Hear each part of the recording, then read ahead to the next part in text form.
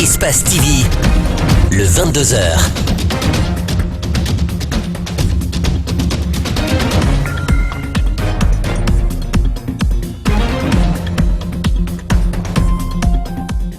« 98 jeunes Guinéens rapatriés de la Libye sont arrivés ce mardi à l'aéroport de Conakry, le rêve brisé et le moral au plus bas de l'échelle. Sur place, ils expliquent le calvaire rencontré pendant leur mésaventure.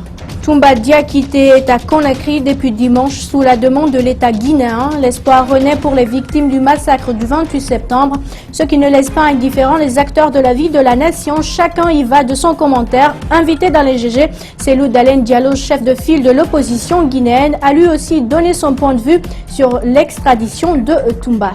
Les petits entrepreneurs retrouvent le sourire au Libéria depuis la mise en service d'une unité de centrale hydroélectrique de Monkofi, près de Monrovia. Elle avait été détruite pendant la guerre civile dans ce pays. Bienvenue à tous. Je vous le disais à l'instant, la Libye a rapatrié dans la journée du mardi 98 Guinéens. Tous ont rêvé d'aller vivre en Occident, un endroit où tout s'offre sur plateau d'or. Ont-ils pensé? Hélas, ils ont le moral au plus bas de l'échelle. Dès l'aéroport de Conakry, Mohamed Valek Touré et Ibrahim Awal Kamara y étaient pour nous suivre. Ils sont 98 Guinéens à être expulsés du sol libyen depuis ce mardi. La première liste dressée par le ministère des Guinéens de l'étranger comportait le rapatriement de 190 migrants guinéens, mais seulement 98 sont venus à bord de cet avion, essentiellement des jeunes. Parmi eux se trouve un enfant non accompagné. Certains ont été vendus et contraints d'extorquer des fonds à leurs parents. Amadou Diallo a de justesse frôlé à la mort dans l'une des prisons libyennes. Les Libyens sont venus nous trouver dans la maison, sont cassés la porte. Ils sont attrapés, ils ont pris tout nos argent, tout bien, tout. Ils sont nous mis dans la prison, on ne connaît rien. Est-ce que vous comptez retourner là-bas? Jamais, jamais, jamais. C'est la merde. C'est la mort. Une véritable désolation pour ces Guinéens qui ont vécu le calvaire et subi les traitements humains les plus dégradants alors qu'ils ne caressaient qu'un seul rêve, rejoindre l'Europe. Selon eux, des centaines de Guinéens croupissent toujours dans des prisons libyennes. C'est une joie immense de retourner au pays. Notre pays est bien, notre pays est bon. Oui, pour nous. Personne ne sort pas, personne ne sort pas. Ils disent, personne ne sort pas, pardon. Ce n'est pas, l'aventure là, ce n'est pas bon, ce n'est pas bon pour nous. Je ne peux pas encourager quelqu'un d'aller maintenant sur la route là. C'est pas bon.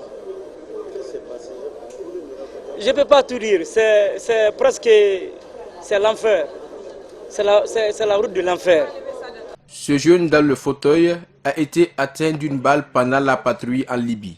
C'est grâce à l'aide de certains de ses amis qu'il a pu survivre. Aussi vient le cas de cet enfant âgé à peine 4 ans à bord de cet avion sans parents. Il doit être conduit au ministère de l'Action sociale dans l'espoir que ses parents soient retrouvés. Ils sont arrivés dans des conditions que vous voyez. Et ça veut dire que les jeunes qui ne sont pas encore partis, c'est un témoignage. Vous allez remarquer que la couche qui est là, elle est purement juvénile. Il n'y a pas de personnes adultes, il n'y a pas de vieilles personnes, il n'y a que des jeunes. Il n'y a que des jeunes. Il faut que ces jeunes comprennent, que les parents des jeunes comprennent qu'aider ces enfants-là à prendre ce chemin, c'est les vouer à l'échec total. Selon eux, beaucoup de Guinéens sont dispersés sur le territoire libyen. Ils sont tués à longueur de journée et persécutés pour des raisons inadmissibles. Grâce à l'aide de l'Organisation internationale pour la migration OIM, ces migrants sont reçus en toute dignité dans leur pays. 190 migrants, réduits en 146, et définitivement, c'est 98 qui sont reçus. Prise de contact ce mercredi à Conakry du nouveau ministre de l'enseignement préuniversitaire et de l'alphabétisation et avec des syndicats. Celle-ci s'inscrit en droite ligne d'une bonne collaboration dans l'intérêt de la défense des travailleurs. Le syndicat libre des enseignants de Guinée promet de travailler avec le nouveau ministre. Mariam Nabé et Mohamed Aluseni Kamara pour le compte-rendu. Le ministre de l'Enseignement préuniversitaire et de l'Alphabétisation rencontre pour la première fois depuis sa nomination les syndicats. Une prise de contact qui vise une collaboration fraternelle dans le travail. Je ne suis pas un ancien syndicaliste. Je suis syndicaliste. Chaque fois qu'il va s'agir de prendre des dispositions, des décisions, qu'on associe nos partenaires privilégiés qui sont les syndicats et la PAE. Je n'ai pas l'intention d'exclure aucune entité. Chacun a son mot pour diriger ce département. L'administration scolaire, le syndicat des enseignants et l'association des parents d'élèves sont les trois principaux acteurs de l'éducation. Nous espérons qu'il agira conformément au système qu'il a quitté, mais au système aussi qu'un autre système qu'il trouve. Donc nous sommes à sa disposition tant qu'il évolue dans le cadre de la défense et l'intérêt des travailleurs. Une rencontre au cours de laquelle la suite de la crise profonde qui a secoué le département est évoquée. Les gens se battent pour être engagés à la fonction publique. Quand ils sont engagés, on les met à l'intérieur, ils ne veulent pas aller. Donc nous avons mis une commission en place, le Bureau national des contractuels. Il me semble que les deux tendances ne se comprennent pas. Les non-admis, ils ont dit non, qu'il faut qu'eux-mêmes participent au travail. Le travail là sera fait demain. Par cette occasion, les syndicats dans leur lutte ont exprimé un besoin de formation comme celle des négociations. L'éducation n'a pratiquement pas financé une formation des travailleurs sur le plan des syndicalistes en Guinée. Donc on cherche à corriger pour que ça soit fait et que chacun tire profit. Les membres du comité de pilotage de l'ITIE en concertation ce mercredi, des échanges en grande partie ont porté sur le délai du dépôt des rapports faits sur les entreprises minières et le renforcement des initiatives du dit comité. À présent, voici la synthèse de Dibrilba. L'initiative pour la transparence dans les industries extractives se montre de nos jours indispensable pour des États qui disposent des ressources minières. Son comité détaché en Guinée multiplie les rencontres dans le seul but d'harmoniser les points d'ancrage des différentes entités qui le composent. Vous savez, dans les années précédentes, souvent on avait des problèmes de délai. Donc aujourd'hui, cette réunion a anticipé sur ces aspects. Les entreprises minières, tout comme les autres services de l'administration publique, ont l'obligation de publier leurs rapports, mais seulement la commission qui s'en charge par endroit essuie des difficultés, ce qui explique le retard de la validation du rapport de 2015. Aujourd'hui, les paiements infranationaux sont agrégés et l'importance pour nous, c'est de désagréger ces informations pour que les communautés sachent qu'est-ce qu'ils ont reçu au titre de l'exercice de l'année. Les membres du comité, encore une fois, demandent un appui auprès du gouvernement. Car pour répondre aux attentes, autrement dit, rendre transparent le secteur minier et faire profiter à l'État les recettes minières, ils doivent se conformer aux normes les plus récentes. Mais aussi, l'un des défis, c'est par rapport aux données ouvertes. Aujourd'hui, les rapports ITIE doivent simplement renvoyer à des liens où on peut avoir des informations. C'est la politique de données ouvertes aujourd'hui qui est sur la sellette. La Guinée possède un potentiel minier immense. Il revient donc au comité de l'ITIE Guinée de rendre accessibles les données comme le souhaitent les citoyens. Et le bureau du conseil d'administration du Fonds du développement économique et social est créé. Sa mise en place va permettre à toutes les couches sociales du pays de bénéficier de son accompagnement. Les ministères concernés à travers leurs représentants ont pris part ce mercredi aux travaux de concertation. Mamadou Sadio Baldé et Abou Koria Kourouma pour les détails. Suivez. Le développement des services financiers et non financiers, des infrastructures socio-économiques, mais aussi l'appui à la gouvernance au niveau local sont concernés par la mise en place du Fonds du développement économique et social. Créer un environnement favorable au développement et à la promotion de l'entrepreneuriat, des micro et petites entreprises, des petites et moyennes entreprises et des micro-projets de développement économique et social. D'accroître l'accès des pauvres aux services socio-économiques de base, et de développer les capacités productives des pauvres, particulièrement celles des femmes et des jeunes, par le développement des activités génératrices de revenus. Ces membres du FEDES ont la latitude de diversifier les partenaires au développement, les entreprises et même l'État guinéen pour l'atteinte des objectifs. Motivé par les expériences dans les régions de Kankan et Labé, l'État veut élargir le programme. C'est un fonds de développement économique et social qui a pour ambition le financement des petites et moyennes entreprises, l'accompagnement des PME par le renforcement des capacités, l'appui à la gouvernance au niveau local. Il est issu justement des deux projets PDSD1 et PDSD2 qui avaient développé déjà des approches qui touchent différents domaines dans la région de Labé, de Kankan et dans la deuxième phase, la Guinée forestière. C'est suite donc au développement de toutes ces expériences et avec l'accompagnement de la Banque africaine de développement que le Fonds de développement économique et social a été créé. Les structures concernées ont le devoir de pérenniser les acquis. Le professionnalisme et la loyauté des membres sont exigés par le ministère du Plan. Il nous revient à nous maintenant de faire en sorte que le fonds grandisse et qu'il soit efficace et qu'il permette de mobiliser d'autres partenaires pour contribuer à son financement. Cela se fera avec le sérieux que vous allez apporter dans la gestion de ce fonds. Les partenaires au développement et l'État guinéen ont financé des voyages d'études dans beaucoup de pays pour un partage d'expériences. Autre chose dans cette édition, le président du Parti de l'Unité et du Progrès, PUP, a animé ce mercredi une conférence de presse à son siège pour faire le survol de l'actualité nationale. Fodé Bangoura a aussi condamné les propos du vice-président de l'UFDG. Vous le savez, ce dernier s'est montré peu gentil à l'endroit du Kontigi de la Basse-Côte. Compte rendu, Malik Sangiana Kamara et Alseni Kamara. Le PIP et son président condamnent fermement les propos tenus par Fodé Oussou Fofana à l'encontre du chef de la Basse-Côte, le Kontigi Ella Seikouna Souma.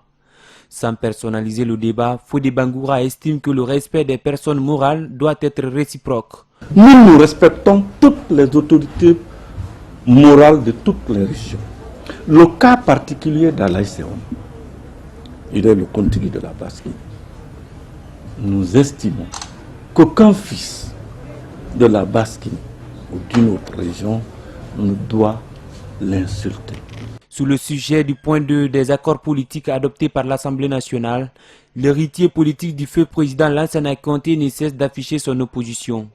Pour lui, c'est une violation des lois du pays. Nous ne sommes pas d'accord. Pourquoi ? Parce que pour nous, c'est anticonstitutionnel. Le procès de l'ex-aide de camp de capitaine Dadis Toumba Diakité est attendu par l'opinion nationale et internationale. Le président du PIP souhaite la manifestation de la vérité dans ces dossiers. Moi, je suis contre la violence. Surtout entre nos Guinéens. Je sais ce que c'est que le pouvoir. Alors mon souhait est que ce projet se tienne et que ce soit un projet équitable. Le Parti de l'Unité et du Progrès vise à sortir victorieux dans toutes les élections qui pointent à l'horizon, selon son président. Justice dans cette édition, le procès des mineurs arrêtés lors de la dernière manifestation a livré son verdict au tribunal correctionnel de Kaloum. Certains sont condamnés avec sursis et d'autres ont été relaxés sur des délits non constitués. Je vous propose ce compte rendu de Djibril Ba rendu par Idriss Abari.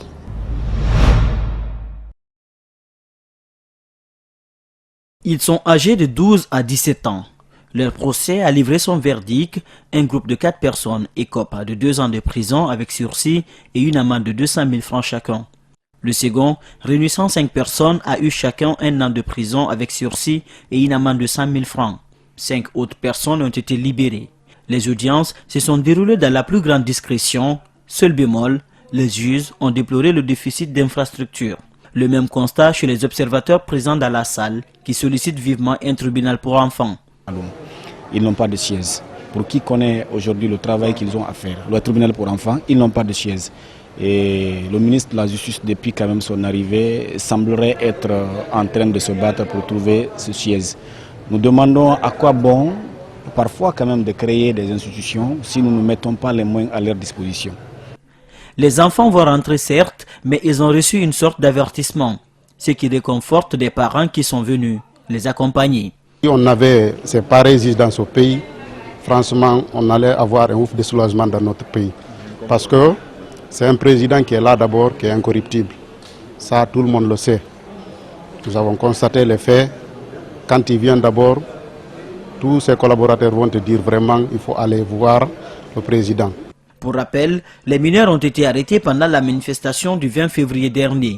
Une manifestation pour exiger des autorités la reprise des cours.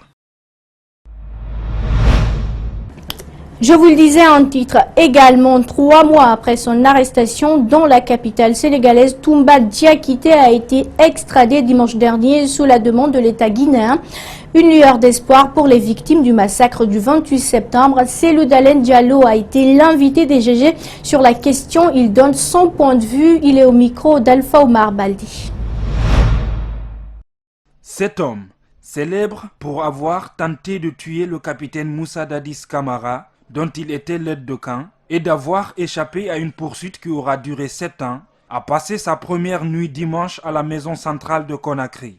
Une nouvelle que le chef de file de l'opposition accueille avec joie. Le retour et son interrogatoire pourraient contribuer à la manifestation de la vérité dans cette affaire du 28 septembre. Je souhaite que les enquêtes soient menées et que les responsables de ce crime odieux répondent devant la justice. Mais pour l'instant, jusqu'à preuve du contraire, tout le monde est présumé innocent. Je suis d'accord avec ça, mais il faut bien que la justice se fasse. Cellou Dalein Diallo réclame justice pour toutes les victimes des massacres du 28 septembre. Il retient encore le bilan macabre de ces événements douloureux. Ça, vous imaginez 157 personnes massacrées, 100 femmes violées, 100 disparus. On parle peu de disparus. Il y a 100 disparus, une centaine de disparus, dont on n'a jamais retrouvé les corps jusqu'à présent. Et ça c'est grave, on s'interroge. Pourquoi même une armée ennemie n'aurait pas pu faire la même chose? Une armée d'occupation n'aurait pas pu faire, d'autant plus que les gens qui sont à l'intérieur du stade ne représentaient aucun danger. Ni pour les militaires, ni pour le reste de la société. Toumba Diakité devra répondre de son rôle dans les tueries du 28 septembre 2009. Partagés entre doute et espérance, les victimes et les parents de victimes attendent le dénouement de cette affaire avec impatience. Et clôture ce mercredi au CHU de Donka de la formation des anesthésistes guinéens. Cette formation de 3 jours a été axée sur l'utilisation de l'oxymétrie dans les blocs opératoires. Les hôpitaux guinéens en manquent criard des infrastructures et cet outil de contrôle anesthésique vient renforcer les capacités du corps médical guinéen. Explication Kadia Diallo et Mohamed Alusseini et Camara. Pendant 3 jours, le personnel de santé, notamment les anesthésistes guinéens, se sont regroupés au CHU de Donka. Objectif, renforcer leur capacité dans l'utilisation de l'oxymétrie. Ce projet est parti du fait que dans nos blocs opératoires en Guinée, nous avons beaucoup de situations critiques. Et donc l'hypoxie, donc on va dire la baisse de l'oxygène dans le sang, appelée hypoxie, est vraiment l'une des complications qu'on rencontre le plus souvent, très souvent au bloc opératoire. Cette formation déroulée permettra aux chirurgiens d'adapter les différents temps opératoires à partir de l'introduction de l'oxymétrie. Nul n'ignore que l'anesthésie est presque le secteur primordial du bloc opératoire. Sans anesthésie, il n'y a pas de bloc opératoire, il n'y a pas d'opération. Nous rentrons les premiers, on sort les derniers. La vie du malade est dans nos mains. Donc, si on nous donne du matériel qui nous permet de surveiller pendant ce temps la vie du malade, je pense que c'est un plus. Le formateur a mis en exergue les bénéfices de l'oxymétrie de pulse en termes de morbidité et mortalité des patients. L'objectif est que chaque salle d'opération, chaque patient opéré dans le futur, que ce soit par une anesthésie générale ou une rachianesthésie ou une autre forme d'anesthésie, puisse bénéficier de cette sécurité augmentée. Où, quand, comment, je crois qu'il est trop tôt pour pouvoir poser la question. Nous allons devoir tirer les conclusions de cette première phase qui a été extrêmement positive et qui a dépassé de loin nos espérances. L'introduction de l'oxymétrie pulsée demeure probablement un outil précieux de réanimation. Parlons sport maintenant, qualifié pour la Coupe du Monde des moins de 20 ans qui se jouera du 20 mai au 11 juin en Corée grâce à son exploit lors de la CAN U20 en Zambie. Le Sili national junior est dans la poule A très relevée avec le pays organisateur, la Corée et de gros morceaux du football mondial, l'Argentine et l'Angleterre. Le défi est énorme pour le Sili junior. Commentaire Moussa Campos-Souma. La Guinée s'était classée 3e lors de la CAN Zambie. Yvon, c'est un défi qui interpelle cette jeune équipe qui regorge que des jeunes dont la plupart évoluent dans le championnat local. 5 matchs pendant la Coupe d'Afrique des Nations, une défaite 1-0 contre la Zambie, match nul 1-1 devant l'Égypte, victoire 3-2 face au Mali, défaite 1-0 devant le Sénégal à demi-finale et victoire 2-1 face à l'Afrique du Sud pour le match de classement. Les pays hôtes de la Coupe du Monde junior, la Corée affrontera la Guinée dans le match d'ouverture le 20 mai. L'Argentine et l'Angleterre évolueront aussi dans le groupe A avec la Guinée. Si le sort a été relativement clément avec les autres représentants du continent noir, pour la Guinée, elle est vraiment compliquée. Plus que 2 mois patientés avant le coup d'envoi de cette Coupe du Monde U20 de la FIFA. Une étape importante a toutefois été franchie ce 15 mars pour les 24 pays qualifiés à l'issue du tirage au sort qui s'est tenu à Sion. De l'Argentine au Vanuatu, en passant par Guinée-Conakry, le monde entier a retenu son souffle. La Guinée à la conquête du trophée mondial. Rêvons en grand. Mais il faut d'abord battre l'équipe de Diogo Maradona qui a remporté l'épreuve en 1979 et Pablo Aimar qui l'a gagné en 1997, puis les Anglais, fondateurs de Kiron et titiller le pays organisateur la Corée. L'entraîneur Mandi Diallo devra créer la cohésion au sein de l'équipe, retravailler sur la condition physique, renforcer l'équipe avec des joueurs capables de défendre le drapeau guinéen pendant cette compétition internationale, avoir un véritable meneur de jeu au milieu de terrain, sélectionner des bons attaquants qui peuvent planter des buts à des moments importants, opérer plusieurs matchs amicaux avant le coup d'envoi de ce mondial pour éviter 3 matchs lors des phases du groupe et rentrer à la maison très tôt. L'entraîneur Mandi Diallo doit être très exigeant sur ses choix. Cette fois-ci, pas d'affinité ni de recommandés dans la sélection. Voici la composition des 6 groupes après le tirage au sort effectué ce mercredi 15 mars 2017. Poule A, Corée, Argentine, Angleterre, Guinée. Poule B, Allemagne, Mexique, Venezuela, Vanuatu. Poule C, Portugal, Costa Rica, Zambie et l'Iran. Poule D, l'Uruguay, Japon, l'Italie et l'Afrique du Sud. Poule E, la France, la Nouvelle-Zélande, le Honduras, le Vietnam. Et enfin, dans la poule F, les États-Unis, le Sénégal, l'Arabie Saoudite et l'Équateur. Et c'est tout pour cette grande édition d'information à tous. Merci de l'avoir suivi. Merci également à l'équipe de la rédaction ainsi qu'à celle technique. Surtout, restez avec nous. Nos programmes continuent sur Espace TV. Au revoir.